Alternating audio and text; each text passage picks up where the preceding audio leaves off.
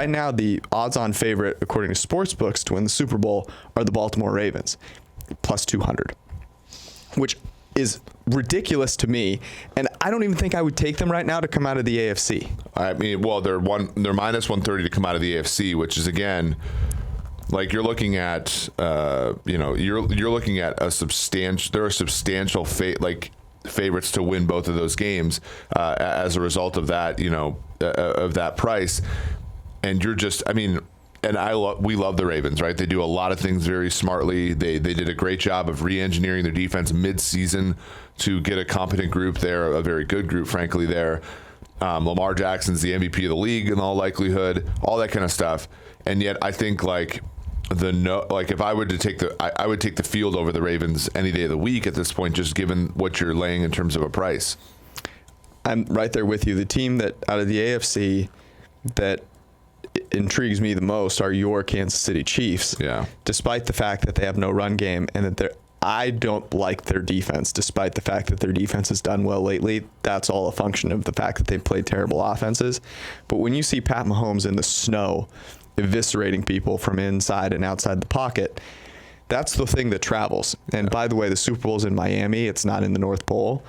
So people can get over this whole, well, you got to run the football malarkey, because it's just totally crap. Mahomes had less than 5% of his throws negatively graded in the snow game against Denver, who's a good defense with a great secondary in many cases. So, yeah, I mean, the idea that Baltimore basically being lined right now as a 75%, 25% favorite against both of their teams.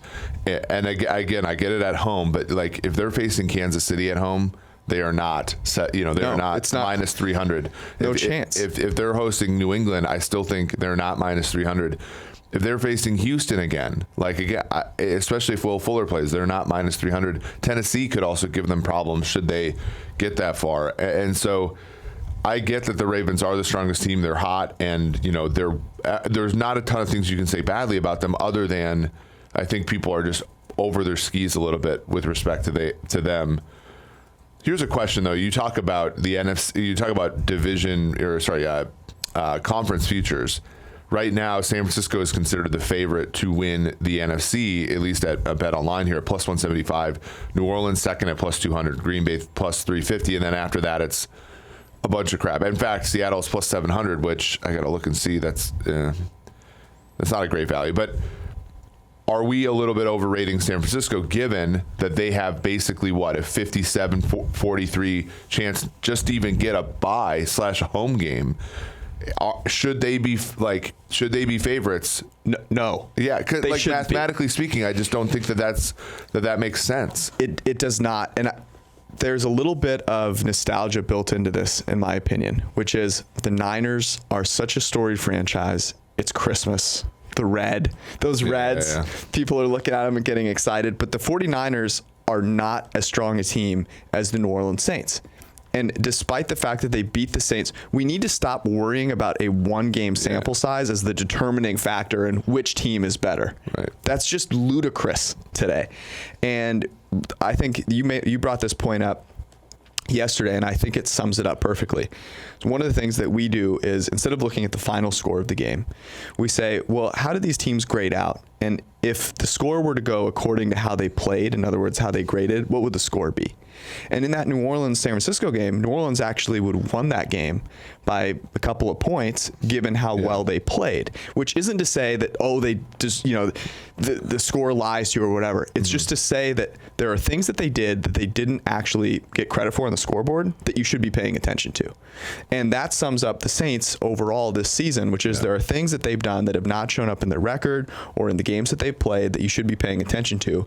And they are the team out of the NFC that you should be most worried about and most likely to come out of the NFC without a doubt. Without a doubt, they have the better quarterback than the Niners. They have the better chance at getting a bye in the first round. And those two things really, really matter. Yeah, I mean, the thing is, I think people think Seattle is dead. And I don't think we're going to end up picking them this week against the spread. But the fact of the matter is they're being undervalued right now. And not to say that they're going to win, but there's a significant number of universes where San Francisco doesn't even get a chance to play a home game in the playoffs. And so should they be the favorite to win the NFC? Absolutely not. At least with New Orleans, you're going to get, like, the worst case scenario for the New Orleans Saints is to get the 3 seed and to play Minnesota in the first round, a team that, I'm sorry, I cannot see going into New Orleans and winning. And then they basically go to Green Bay or San Francisco after that. And again, if they go to Green Bay, like, I think that game should be at worst a pick 'em if New Orleans is in Green Bay. And so they win that game, and then they go to San Francisco. And again, like, you know, we talked about this last week with the Saints. Like, they go on the road to San Francisco. It's going to be good weather. Breeze is going to be fine outside in that situation. And we're starting to see, like, some things that have to materialize for the Saints materialize. Jared Cook is the most efficient tight end in the NFL over the last month and a half.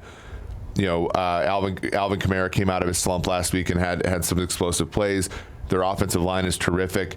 Their defense, you know, is banged up a little bit, but, you know, they've gotten reinforcements in that secondary in DJ Swearinger and Janoris Jenkins. Like, that's a team, like, to me, all of these prices are inflated, but New Orleans is the one that offers value. I think if you're looking at them plus 200 to win the NFC, or I believe plus 500 to win the Super Bowl, everything else is sort of like tough. I mean, maybe New England at plus 500, but I can't buy into that.